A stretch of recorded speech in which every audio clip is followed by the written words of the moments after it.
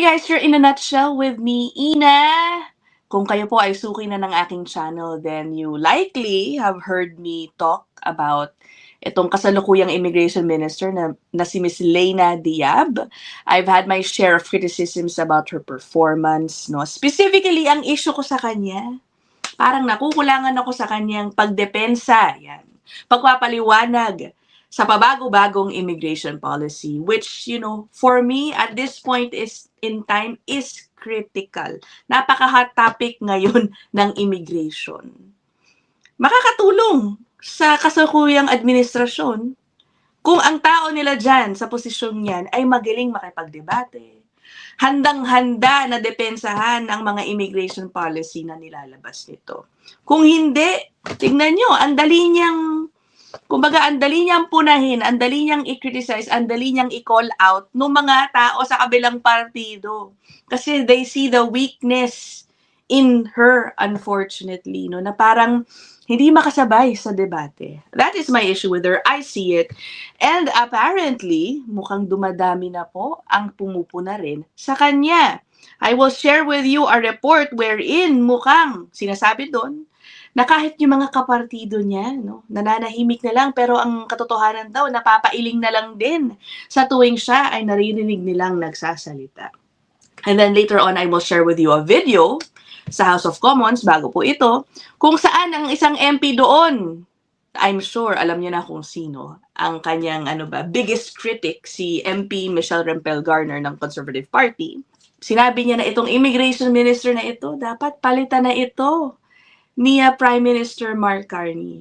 Of course, for those who might be unaware, MP Michelle Rempel-Garner before also said directly dito kay Immigration Minister Leyna Diab na you are a bad minister. So what do you think about her? Kayo, who have seen my previous episodes with her, yan, sa mga question hours sa House of Commons, or kung sa tuwing siya ay pinapatawag sa House of Commons dun sa Committee on Citizenship and Immigration, happy ba kayo sa kanyang performance? Satisfied ba kayo sa kanyang pagpapaliwanag sa bagay-bagay? Diba? Parang, yun na nga, ako medyo hindi, no? But if the issue is she should be replaced, sa totoo, ewan ko. I don't know. I don't mind kahit siya ang manatili, basta magtalaga sila siguro ng tagapagsalita. Okay na rin sa akin yun. Remember, a change in leadership sa IRCC could also change policy again, could result in even more policy changes in immigration. Diba? O sige, ipe-play ko muna. I will share with you this article. Naku, ito siguro ang bumungad kay Miss Leyna Diab pagising niya kaninang umaga. This is from CBC News. Sabi dito, where is Canada's immigration minister? Community groups are asking. Okay. MPs question Leyna Diab's performance at question period and in committee. Yeah. When Leyna Diab was appointed head of Canada's Immigration Department, mataas daw ang expectations. Of course, lalo na dahil apparently, she has a lot of experience in immigration dahil dun sa kanyang probinsya na Nova Scotia, matagal daw niya pinamunuan yung departmentong yan sa provincial level, no? Pero ito na yung mga sinasabi dito sa report, Members of Parliament are expressing disappointment at Diab's performance, including some of her fellow Liberal caucus members. Sabi dito, she is completely absent. Merong kino-quote dito isang opisyal ng isang Quebec-based parang immigration-related organization. Ang sabi dito, despite repeated attempts to set an appointment or a meeting with the immigration minister, hindi daw sila binabalikan. Sabi, he has never managed to speak directly with Diab despite repeatedly asking to meet following her swearing in last May. Isa rin po yan sa napansin ko. Hindi tulad nung kanyang predecessor na si Mr. Mark Miller. Napakailap nito sa media. Nagpapapress con lang siya kapag merong big announcement. Big announcement, tapos kukuha ng ilang questions. Pero hindi tulad nung nakaraan, Yun, parang kahit hatakin mo, no? Excuse me, sir, can I interview you? Makita ng mga reporter sa corridor, dyan sa parliament or what. Game siya magpa-interview. He also goes to the studios of the different news agencies para magpaliwanag at sagutin ang anumang mga tanong tungkol sa immigration policy. Pero ito, wala. And if I'm not mistaken, parang halos zero, if not isa, dalawa lang siguro kung merong nakalampas sa akin na pumayag siyang magpa-interview. Again, it's critical kasi at this point, at that department. Sabi dito, nung ini-interview si Mr. Reichhold, I have seen 14 immigration ministers come and go, and it is truly surprising. We are really astonished that she is completely absent. So dito, hindi media, no? Ni yung stakeholders sa sektor ng immigration. Hindi daw niya. Hindi siya nagpaparamdam. So this report apparently got in touch with the other organizations all involved in immigration. Hindi media companies, ha? Mga, organizations. Sabi, they all criticized Diab's availability. Among them is the Ukrainian-Canadian Congress, which spoke with the minister only once via video conference last spring. The organization is seeking to open a path to permanent residency for Ukrainians who have fled the war, but has still not managed to secure an in-person meeting with Diab. Sabi nga, her predecessors were more readily available. It's frustrating. We haven't been able to schedule a meeting despite several attempts. Okay, tinanong daw yung opisina ni Diab. Okay, at ang sinabi daw nung opisina, or sinabi mismo ni Miss Diab, hindi daw siya aware doon sa mga requests niya for meeting. It is not something that I'm aware of. Ano ko po, mas malaking problema yata ito. O sige, puntahan natin itong exchange sa question hour sa Parliament or sa House of Commons rather, okay? So yan. Posted by Global News today, February 25, 2026. The Prime Minister said, we have the immigration system under control. And his immigration minister said, my job is easy. At the end of this year, there will be nearly 3 million people in Canada on expired or expiring visas. And last year, the Liberals only managed to remove 22,000 of them. And the Liberals are still issuing hundreds of thousands of new temporary work permits this year. If her job is so easy, what's the minister's plan to get nearly 3 million people to leave? The job. Okay, ito na lang Itong tanong na ito, what is the plan for the people, for the millions of people who will fall out of status or the millions of people with expired visas? Ang tagal-tagal lang tinatanong nito. Hanggang ngayon, okay, marinig yung sagot, wala pa rin siyang pahapyaw sa kahit anong plano na meron. Hindi ba mapaghandaan man lang ang tanong na ito? Paulit-ulit parang silang plaka ng tinatanong sa kanilang opisina. Job that I have is never easy. It is one of the toughest jobs in government, and the reason is many Canadians and many people are looking at our government to control immigration and to keep it sustainable.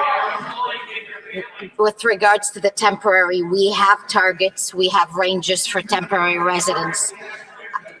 Those that are on temporary status have the opportunity to extend. They also have the opportunity to use some of our permanent pathways. Otherwise, they are expected to leave. The Immigration Minister has been... Alam mo, ano ba to, Ina? Baka naman masyado kasi akong umaasa na may plano. Baka nga naman wala, kaya wala talaga maisagot. Narinig niyo yung sagot niya? It's very similar to the controversial answer also given by Mark Miller before. Ngayon ko lang to narinig kay Lena Diab. Sabi niya, temporary residents, they have the option to extend their stay. They also have the option to secure, permanent residency, take that path. If not, wala sila dun sa dalawang yon. They are expected to leave. Ganun pa din ang kanilang tono. Ganun na lang yun. Yun na lang yun. Dati ang sinabi, we expect them to voluntarily leave. Ngayon sinabi niya, they are expected to leave. So, ganun na lang yun. Yun na yun. Baka yun na nga talaga, huwag na nga tayong umasa ng plano. Maybe okay lang sa kanila na dumami ang undocumented population, hindi ba? I don't know. In her job for a year now, and she was appointed to get since she's appointed, we've been getting disgusting stories every other week about non-citizens convicted of serious crime getting leniency in order to avoid deportation. She could have been lobbying her cabinet colleagues to make sure that laws are changed and that victims get the justice that they deserve, but she's done nothing. If the Prime Minister wants to move at a scale and speed not seen in generations, why doesn't he just fire his failed minister now? On my record and work on immigration, the record speaks for itself. We're taking back control on the immigration system. We're returning immigration to sustainable levels. Our asylum levels are down by a third. The number of international students is down by a third. The no temporary foreign workers are down by a half. We have exceeded our Francophone immigration targets. We are bringing global talents. From July to October 2025, the population of Canada decreased slightly. We are on track and we've met all our targets. The Liberal immigration minister is out of her depth and the numbers prove it. 86% of rejected asylum seekers remain in Canada. 25,000 people were admitted without a proper security screening, and nearly 3 million temporary visa holders are nearing expiry with no clear plan in place. And yesterday, the Prime Minister claimed that the system is, quote, under control. But there are no real controls left. The Liberals dismantled them, and the minister has shown no ability to restore order. So with results like these, why is she still in her job? Mr. Speaker, I will. So clearly, no, mukhang yan yung narrative na tinutulak ngayon nung kabilang partido. I'm not even saying that I'm siding with the Conservatives. What I am trying to say is napakadali nilang dikdikin, pukpukin itong si Leyna Diab dahil nga they know na medyo hindi masabayan ni Leyna Diab yung ganitong mga sagutan. Oh guys, tignan nyo, habang ini-edit ko tong video na ito, I came across this video from the former Immigration Minister, si Mr. Mark Miller, who right now is an MP and also Minister for a different department, parang Minister for Culture, ganyan. Nagsalita na rin siya, tumayo siya dun sa question hour pala to also talk about immigration, siguro para kahit pa paano makabalik dun sa kabilang kampo, no? At tinweet rin niya yung mensahe niya na sinabi dun sa question hour. Ang sabi niya, habang pinupuna ng mga conservative daw itong immigration policy, bakit daw nila hindi balikan yung kanilang leader na si Pierre Poilievre, who continues, he claims Pierre Poilievre daw continues to go around communities still promising visas. I-play ko yung soundbite ni Mark Miller doon. Ito at least, no, kaya makipagsabayan sa mga debate. Speaker, let's assume for a second that the Conservatives actually want to help the situation. Perhaps the member opposite can turn to her right, talk to the leader of the opposition who's changed so many ridings, he's Parliament's own temporary foreign worker, and ask them to stop going around the country pandering to communities, promising them not to be deported, and promising visas for everyone. That might help, Mr. Speaker. Ano to? I won't be surprised if there is an organized effort now to push that narrative that the immigration minister needs to go.